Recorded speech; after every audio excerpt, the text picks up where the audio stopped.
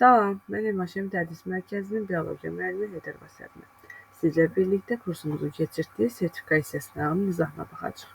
Birinci sualda deyilir ki, tədqiqatçı ekariot hüceyrənin sitoplazmasında bir növ nüklein turşusu əldə etdi. Bu növ nüklein turşusu mütləq aşağıdakı xüsusiyyətlərdən hansına malikdir? Sitoplazmada nüklein turşuları adətən bilirik ki, biz DNT ekariot hüceyrədə nüvə içərisində qorunur. Və yaxud da bu hüceyrənin əgər mitoxondrisi varsa, mitoxondridədir, ya da bitki hüceyrəsidir, plastidi varsa, o zaman DNT plastidin tərkibindədir. Yəni sitoplazmada sərbəst halda DNT olmur. Sadəcə hüceyrə bölünən dövrdə biz bunu görə bilərik və yaxud da prokariot hüceyrələrdə, bakteriya hüceyrələrində sitoplazmada sərbəst DNT görə bilərik. İndi bu ekariot bir hüceyrədir və sitoplazmasında nüklein turşusu var. Biz bunun DNT olmadığını dəqiqləşdirdik. Deməli, RNT axtarırıq. Çünki RNT sintez olunduqdan sonra sitoplazmaya çıxır və sitoplazmada, məsəl üçün, məlumat RNT-sidirsə, ribosomla birləşir, zülalın sintezini həyata keçirilir. Əgər bu nüklein turşusunun RNT olduğunu dəqiqləşdirmişiksə, RNT haqqındakı xüsusiyyətləri axtaracağıq. Deyir ki, B variantında tərkibində riboza şəkəri olmalıdır. Bəli, RNT riboza şəkəri daşıyır, DNT isə dezoksiriboza daşıyır. Digər variantlardan da çıxdaş edə bilərik. Məsələn, timin özünü törətmə xüsusiyyəti bunlar DNT-yə aiddir. Guanin sitoizin bərabərdirsə, burada komplementarlıq var, yəni iki zəncir var, DNT molekuluna aid xüsusiyyətlərdir. Bunlardan çıxdaş edə bilərik. İkinci sualda göbələklərdən fərqli olaraq şibyələr. Şibyələr avtotrofdur, göbələklər heterotrofdur. Bütün şibyələr simbiyoz orqanizmlərdir və orada çox hüceyrəlilik var. Çoxala bilirlər, təbii ki, müxtəlif üsullarla, sporlar və yaxud da talonun bölünməsi ilə. İşıq olmadıqda məhv olurlar, bəli. Göbələk üçün işığın çox da bir əhəmiyyəti yoxdur. Dediyimiz kimi, o heterotrof qidalanır. Amma şibyələr avtotrof qidalanır. Üstəlik onlarda fotosintez çox zəif gedir, yavaş gedir.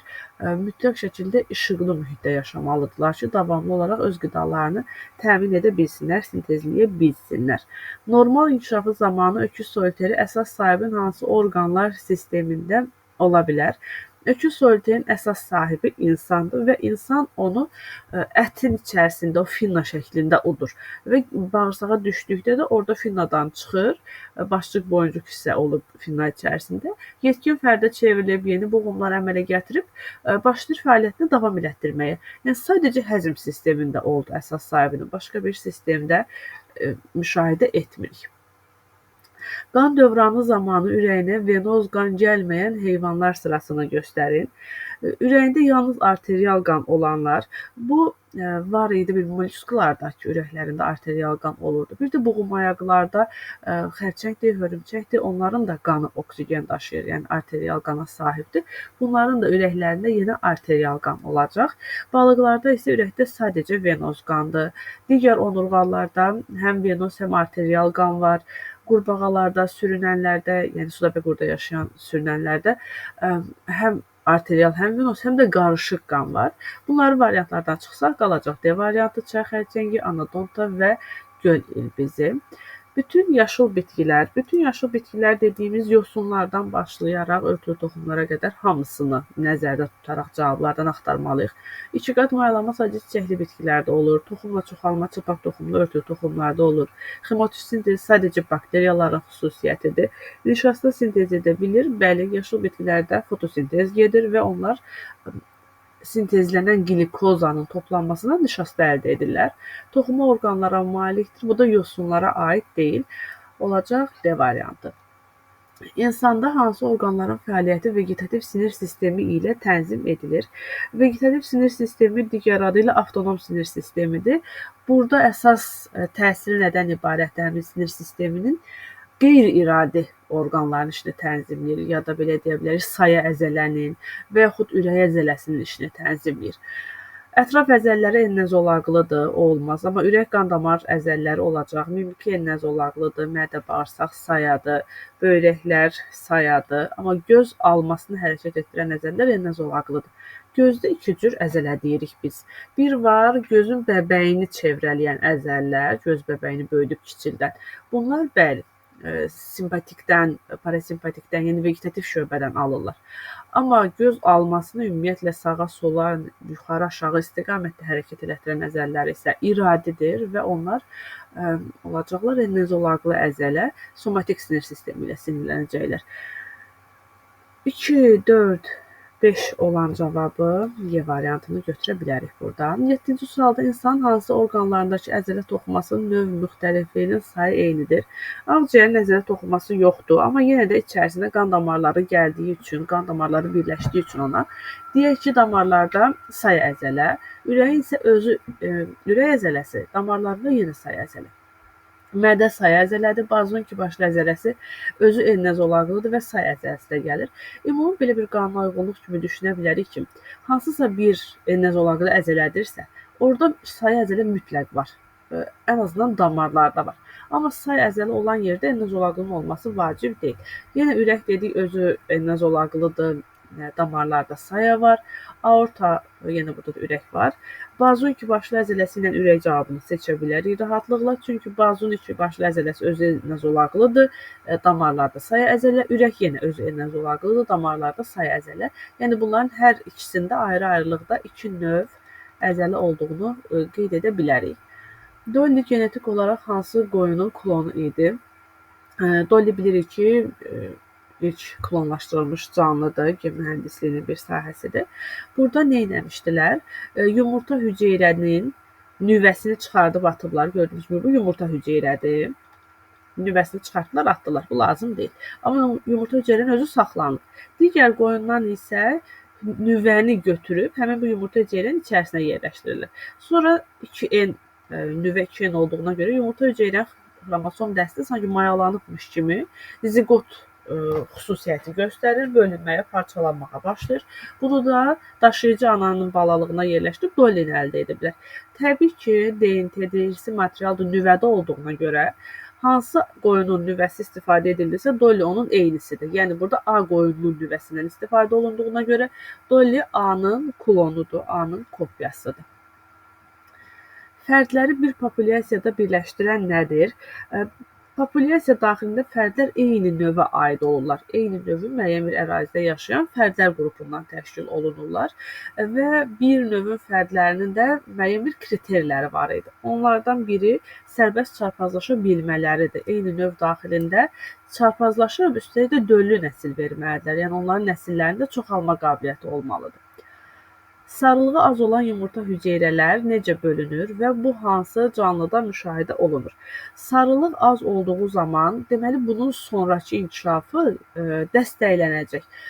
Ali məməlilərdə, plasentalılarda sarılıq çox kiçik, çox az olur.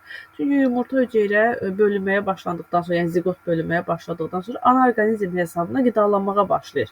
Kənardan dəstəklənir. Biz burada ali məməliləri götürəcəyik və tam parçalanmadır deyəcəyik. Amma iri yumurta içərisində inkişafı tamamlananlarda yumurtanın sarısı onun qidasıdır və parçalanır. Orada sadəcə rüşeym diski, nüvə hissəsi parçalanır. Ehtiyat qida maddəsini isə saxlayırlar. Vavilova görə mədəni bitkilərin müxtəliflik mərkəzlərindən ən çox faiz düşən mərkəzi tutduğu faizlə ən az tutan nə qədər çoxdur? Ən çox faiz düşür Cənubi Asiya tropik mərkəzinə, yəni bu 33% təşkil edir. Ən az tutan isə Həbəşistanda cəmi 4% təşkil edir. 33-dən 4-ü çıxacaq, verəcək bizə 29 cavabını D variantı. 12-ci sualda insan orqanizmində hansı sümüklərin sayı onun sərbəst aşağı ətrafındakı uzun borlu sümüklərin sayı ilə birin birə nisbətindədir? Aşağı ətraflarda hər birində 3-3 olmaqla cəmi 6 dənə uzun borlu sümüyümüz var. 2 dənə bud, baldır hissədə də 2 mil, 2 inci, 2 qamış sümüyü. Çiyin qurşağı sümüklərimiz 4 ədəddir, qabırğalarımız 24, eşitmə sümükləri olar, bəli, hər qulaqda 3 dənə, cəmi 6 dənə, çəkik, zindan, üzəngi sümükləri. Əl daraq arxası sümükləri 8-8-dir, ikisini birlikdə götürsək 16, tək də götürsək yenə 8 alınmır. Boyun fəqərələri isə 7-dir. Eşitmə sümükləri ilə uyğunluq yaratmış oldu. Göstərilmiş canlıda hansı orqanın başlanğıc aldığı rüşeyn vərəqi yoxdur? Bu hidradır. Hidralarda da ektoderma və endoderma qatları var. Yəni mezoderma qatları yoxdur. Mezoderma mənşəli olan biz burada orqanı seçməliyik.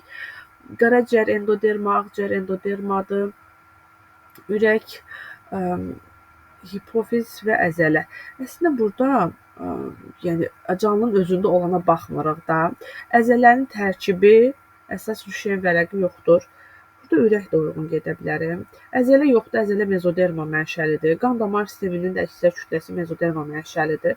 Yəni burada ürək cavabı da müəyyən qədər uyğunlaşa bilər.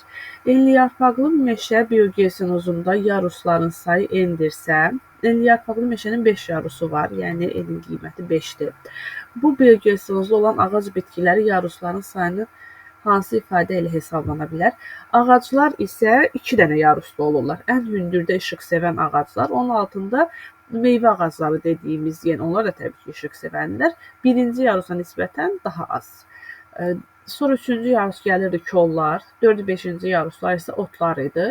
5-ci yarusda ümumiyyətlə mamır və şibyələr olurdu. 4-də qıcılar, digər ot bitkiləri olurdu.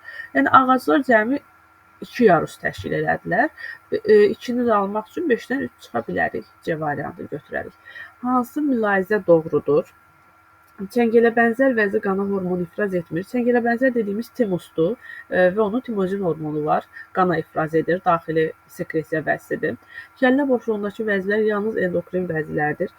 Kəllə boşluğunda ümumilikdə burada yəni başda yerləşən vəzilərə baxdıqda, orada ağız suyu filan da var, qulaq kiri, yəni bunlar eksokrindir. Digər cavablara da baxaq. Adrenalin qanda qlikozanın miqdarını artıraraq glikoqonun əksinə təsir göstərir. Adrenalinlə glikoqon eyni təsir göstərir. Çünki glikoqon da glikozanı artırır.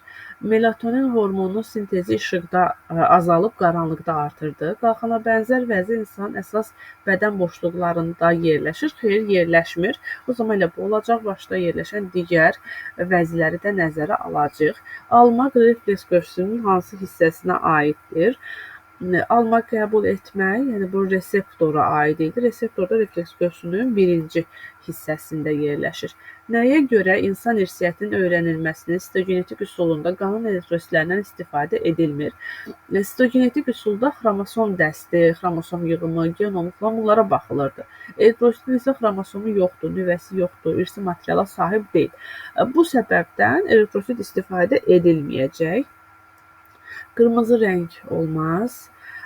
Onlarda bioloji proqramın daşıyıcısı olmur. Bəli, bioloji proqramın daşıyıcısı DNT-dir, xromosomlardır. Eritrositin də xromosomu yoxdur. B variantını seçə bilərik. Avtotrof olmasına baxmayaraq fotosintez etmirlər. O zaman xemosintez edirlər. Çünki avtotrofun 2 forması var. Ya fotosintezlə qidalanacaq, ya xemosintezlə. Burada da biz kükürt bakteriyası, xemosintez edici bakteriyaları götürə bilərik. İnsanda göz almasının torlu qişası haqqında verilmiş fikirlərdən hansı doğrudur? Torlu qişa qara pigmentlər udma görə qabiliyyətini artırır. İşıq enerjisi sinir impulsuna çevrilir. Bu olar. Digərlərinə baxaq. Gözün rəngi deyil. Sınma, müxtəlif zədələrdən elə budur. İşıq enerjisi sinir impulslarına çevrilir. Çünki reseptorlar torlu qişadadır. Yaşıl quş mamırında haploid xromosom dəstinə malikdir. Mamırın özü, yəni yetkin fərd və onun cücərtisi, sporu bunlar haploiddir. Amma qutucuqla bağlı bütün hissələr diploidlər. Biz haploid axtardığımıza görə cavablardan qutucuqları çıxa bilərik. Gövdə hüceyrəsi bəli N olacaq. Protonema N olacaq, yarpaq da N olacaq. 1, 4, 5 A variantını götürdük. Növbəti sualda verilmiş genotipli orqanizmlərin çarpazlaşmasından alınan nəsildə kiçik A, böyük B, böyük C, kiçik D və böyük Y fenotipli fərdlər ümumi nəslin neçə faizini təşkil edir deyir. İlişiklik yoxdur və tam dominantlıq vardır. Buradan kiçik A-nın çıxma ehtimalı monohibrid çarpazlaşdırsaq, yəni A-ları öz aralarında.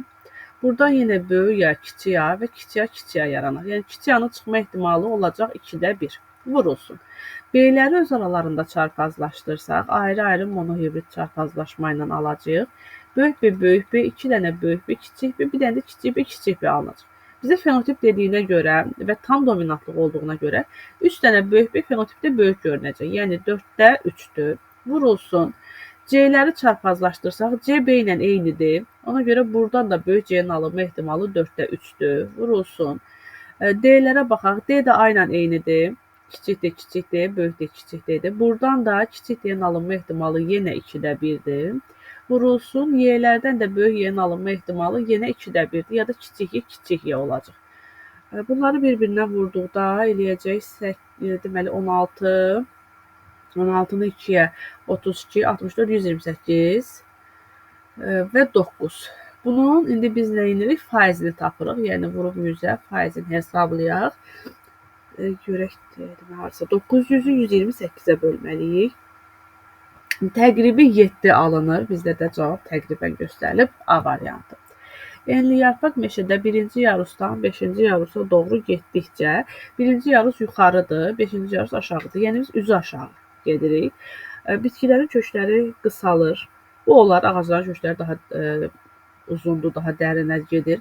Kölgəyə davamlılıqlar azalır, xeyr artır. İşıq sevənlər azalır. Bitkilərin boyu kiçilir. Nadir ağacların sayı aşağı yarışlarda ağac yoxdur. Bu A variantı olacaq. Hansı sırada göstərilən xəstəliklərə yalnız uşaqlar tutulurlar? Poliomiyelit uşaq iflici demişdir. Kretinizm uşaqlarda olur, bəli. Akromegali, miksedema, bunlar yetkin insanlarda bazedov ola bilər. A variantı poliomiyelit və kretinizm olacaq. Qadın orqanizminin hansı bədən boşluğunda daxili sekresiya funksiyasını yerinə yetirə bilən daimi vəzlərin sayı daha çoxdur? Döş boşluğunda bir dənə timus vəzsidir. Qarın boşluğunda daxili sekresiya funksiyası yerinə yetirə bilən daimi vəzi. Ümumilikdə mədə-altı və kilənin böyrək üstünü götürəcək. Çünki daxili sekresiya vəzisi deməyib, sadəcə funksiyası deyib və mədə-altının da hormon ifraz etmə funksiyası var.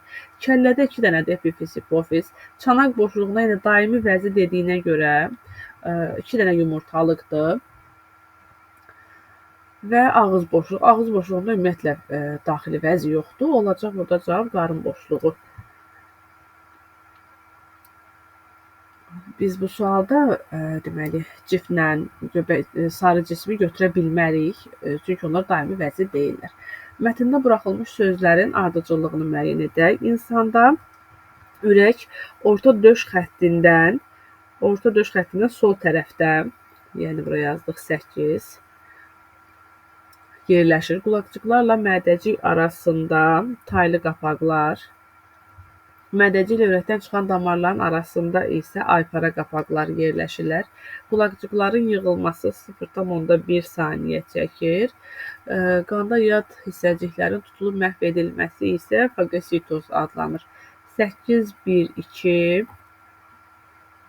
5-3 Y variantı elədim. Növbəti sual, onurğa beynin eyni bir refleks qövsündə olanlardan hansı daha uzundur?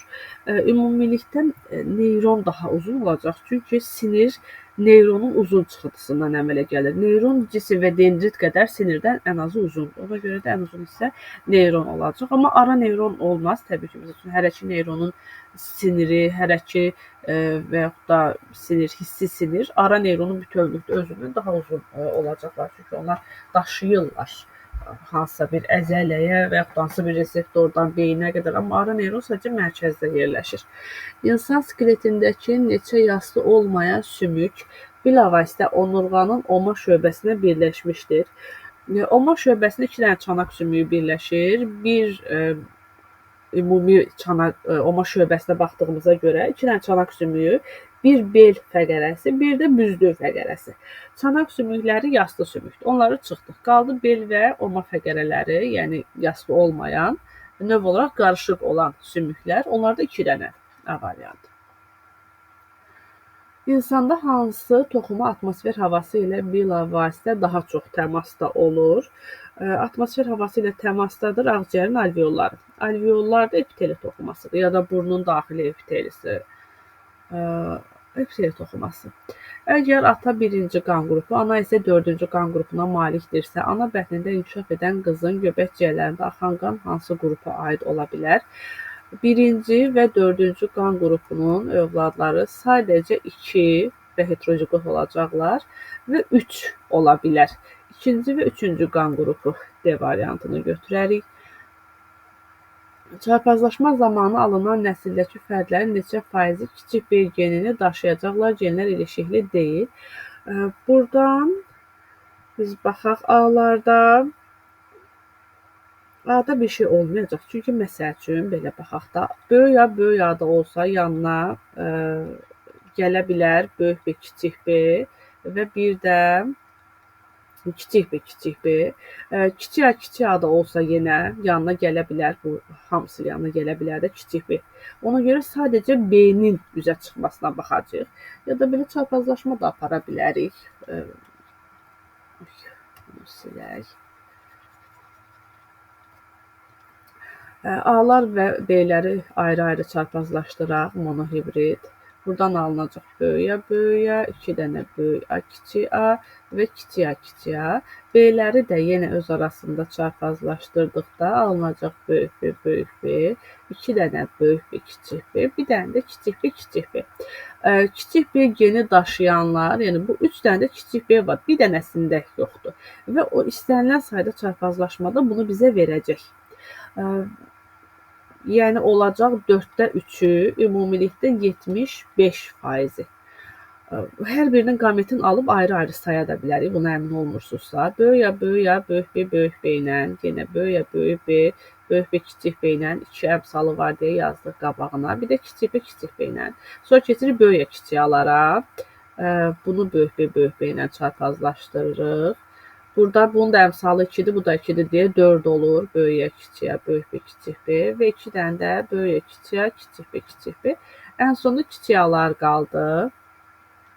2 dənə kiçik A, kiçik A, böyük B, kiçik B və kiçik A, kiçik A, kiçik B, kiçik B. Baxsaq hansılarında yəni kiçik B var? 1, 2, 3, 4, 5, 6 dənəsi və bunların əmsalları da var. Ümumilikdə 16 dənə kombinasiya alınıb burada, 16 dənə xana alınıb və sadəcə 4-ündə yoxdur. Yəni 16-dan 12-sində var. Bu da yenə ixtisar gedir, qalır 4-də 3, yenə eləyir 75%. Ümumilikdə sadəcə B-yə baxmaqla da cavabı ala bilirdik. Atomların biogen miqrasiyasının neçə növü çoxhüceyrəlilərlə əlaqəlidir? Birinci növ biogen miqrasiyada sadəcə bir hüceyrəlilər olur. Amma ikinci, üçüncü biogen miqrasiyada çox hüceyrəlilər olur. Üçüncü sadəcə insandır. İnsan üçün B bölünsün Y ifadəsinin qiymətini hesablayıq. Neyronlar, xromosomların sayı. Neyron diploid xromosom dəstinə sahibdir, 2N-dir. Ona görə 2 dənə cinsiyyət xromosomu var. Vururuq 2-yə, bura elədi 200. Autosom xromosom isə 44-dür. Bu da vurulsun 100-ə, 2 dənə sıfır atdıq yanına. Cinsiyyət xromosomu 100 olanda 2-yə bölərək neyronun sayını tapacağıq 50. Autosom xromosomu da yenə 44 vurulsun 50 şəklində olacaq. Burada da 44 vurulsun 100 saxlayaq, daha rahat ixtisar aparaq. B-nin qiyməti ilə Y-in bir-birinə nisbətini istəyirdi. B oldu 44 vurulsun 100, bölünsün 44 vurulsun 50. Bunlar ixtisar gedəcəklər. Bu da ixtisar gedəcək, cəmi 2 qalacaq. 2, yəni A variantı. Arxe erasında orqanizmin təşkil səviyyələrinin düzgün ardıcıllığını müəyyən edək. Arxedə sadəcə bakteriyalar var. Atom, molekul, orqanoid, hüceyrə, orqanizm. Yəni burada toxuma olmayacaq. Atom səviyyəsi, orqanoid. Hüceyrə yaranmalıdır, yəni orqanoiddan birbaşa orqanizmə keçməyəcək. Orqan sistemi yoxdur, elə bu B variantının ardıcıllığı düzdür. Aşağıdakı nəsil ağacında fərdlərin qan qruplarının fenotipləri verilmişdir. Bu nəsil ağacında göstərən fərdlərin hansının homozigot olma ehtimalı vardır? Homozigot olma ehtimalı bura nədir? A-dır və B-dir. Şəkil üstünə düşüb. Burada A yazılıb, burada da B yazılıb. İkinci və üçüncü qan qrupundan üçüncü qan qrupu dünyaya gəlib. Sonra o A qrupu ilə ailə qurduqda yenə A və B çıxıb. Bunlar 100% heteroziqotdular. Yəni bunun yanında 0 olmalıdır ki, B ilə 0-dan B0. Bunun da yanında yenə 0 olmalıdır ki, A ilə 0-dan A0 yaransın. Demək 3 ilə 4 homoziqot deyil. Variantlardan bunları çıxdıq. Heteroziqot vəziyyətdədirlər. A-dan B-nin çıxması üçün bunun yanında 0 olması lazımdır. Amma bu B-ni, 2-ni dəqiq müəyyənləşdirə bilmədik. Bu, ola bilsin ki, böyük B, böyük B-dir. Ola bilsin ki, böyük B, kiçik B-dir. Böyük B buradan 0 alıb əmələ gətirə bilər. Başqa uşaq olmadığı üçün, yəni bu da sual altındadır. Homoziqot da ola bilər, heteroziqot da ola bilər. 2-dir biri, 1 deyil, A variantında çıxdıq. 5 ilə 6-ya baxaq. 5-də A qrupudur. A qrupu mütləq şəkildə burada A0 şəklindədir. Çünki ikinci və üçüncü qrupdan AA yarana bilməz axı. B də burada B0 şəklindədir. Yəni 5 ilə 6-cı da 100% heteroziqotdur. Bir dənə 2 homoziqot vəziyyətdə ola bilər. Böyük B, böyük B şəklində ola bilər. 35-ci sual. Daimi əlverişli şəraitdə yaşayan hidrada ola bilməz. Hidra əlverişli şəraitdə yaşayırsa, sadəcə qeyri-cinsi yolla, tuburcuqlanma yolu ilə çoxalır, say artırır. Əlverişsiz şəraitə düşdükdə isə qamet əmələ gətirməklə yeni cinsi yolla çoxalacaq. İndi bu, əgər əlverişsiz şəraitə düşmürsə, o zaman cinsi çoxalmaz, yəni meyoz getməz, qamet əmələ gəlməz. Uyğunluğu müəyyən edək. Devon, silur və proterozoy.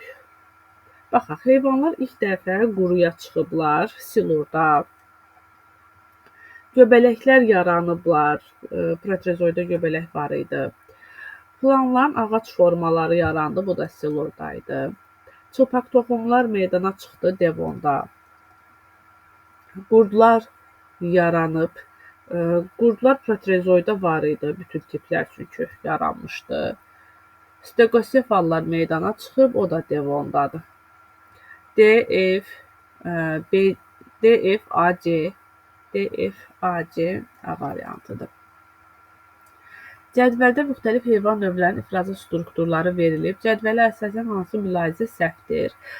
Deməli, birinci baxırıq ki, A canlısında Malpighi boruları var. Sadəcə Malpighi borusu var. Pi cisimcikləri yoxdur.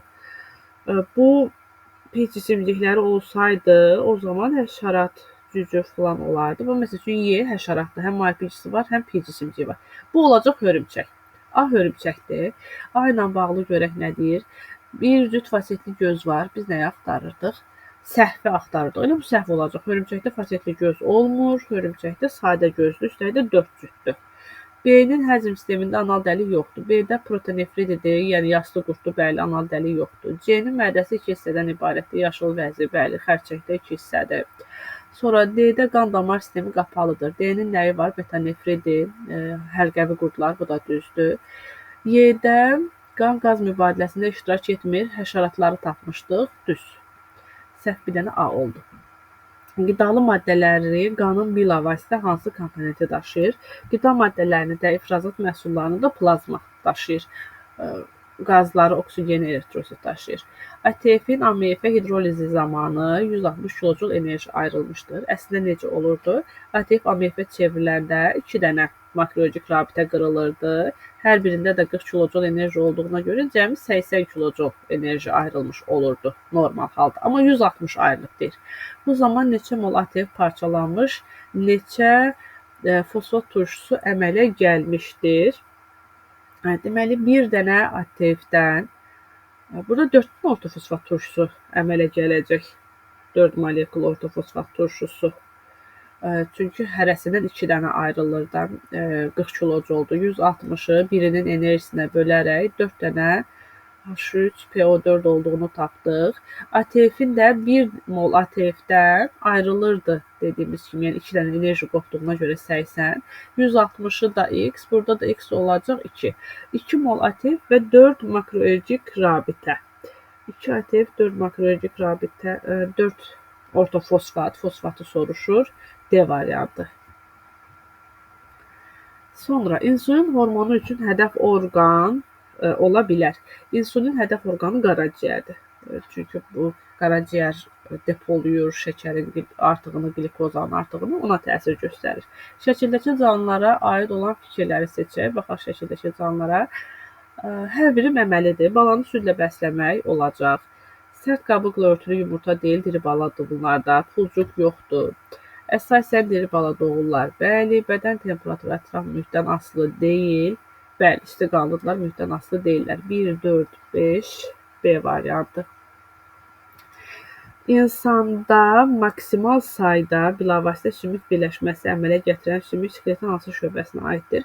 Maksimal sümük birləşməsi əmələ gətirən dedikdə döş sümüyü nəzərdə tuturuq. Yəni birbaşa olaraq 14 qabırğaya, 2 də köprücük sümüyünə birləşir. Əlavə olaraq yalancı qabırğalar qığırdaq vasitəsilə birləşir. Ən çox sümük birləşməsi döş sümüyüdür. Döş sümüyü də döş qəfəsinə, yəni gövdən skeletinə aiddir. Sümük hansı şöbəyə aiddir? Döş qəfəsi birbaşa şöbə deyil burada. Gövdə skeleti olmalıdır. Çünki biz bölürük skeletimizi kəllənin, gövdənin və ətrafların skeletinə. Ona görə də gövdənin skeleti götürmək daha düzgün olacaq. Aureliyanın zigotundan bilavasitə əmələ gəlir. Aureliyada mayalanmadan sonra hərəkətli kirpikli sürfə planula yaranır. Sonra polip sürfəsi yaranır. Sual işarəsinin yerinə hansı variantı yazmaq olar? Növ daxili və növ arası mübarizə. Meşədə şam və küşnar arasında bu növ arasıdır. Yırtıcı şikar növ arasıdır. Eyni ərazi uğrunda mübarizə. Eyni ərazi uğrunda adətən növ daxilində olur. Son nəticə olaraq təbii seçmə baş verir. Mübarizə nəticəsində bu ola bilər. Dişilər uğrunda mübarizə də növ daxilidir. Eyni ərazi uğrunda mübarizə. Bu da adətən növ daxilində olur da. Çünki bir ərazidə bir növün populyasiyaları yaşayırlar, onların tələbatları ortaqdır. Sonda təbii seçmə baş verir, götürərik. Sonra burada Euler-Venn diaqramına əsasən uyğunluğu müəyyən edək. Quşəbpəyi və inci çiçəyi, çiçəklər fəsiləsi, zambaqlar fəsiləsidir. İkisi də yabanıdır. A variantı olacaq elə. Göbələklərin digər orqanizmlərlə simbiyoz həyat tərzinə misal ola bilər. Göbələklər əmələ gətirirlər, məsəl üçün şibyələri simbiyoz həyat tərzinə bunu göstərə bilərik. Çift, pas, sürmə qurub, bunların hamısı parazitdir. Amma göbələklə bakteriya, bəli, bu əmələ gətirəcək şibyəni. Mikorizaları da ağac kökləri ilə əmələ gətirdiklərini də söyləmək olardı. Cinsi çoxalma nəticəsində əmələ gələn cavan xlamidamanaдаların sayı 36-ya bərabərdirsə, mayalanmada iştirak edən qametlərin qamçı sayının cəmi neçədir? Əslində belə suallarda sonda cavab gəlib başa-başa alınır. Yəni də hesablama qaydasına baxaq. Deməli, cinsi çoxalmada 4 dənə xlamidamanada əmələ gəlirdi. 36-nı biz bölürük 4-ə, tapırıq ki, 9 dənə zigotdan əmələ gəlib bunlar.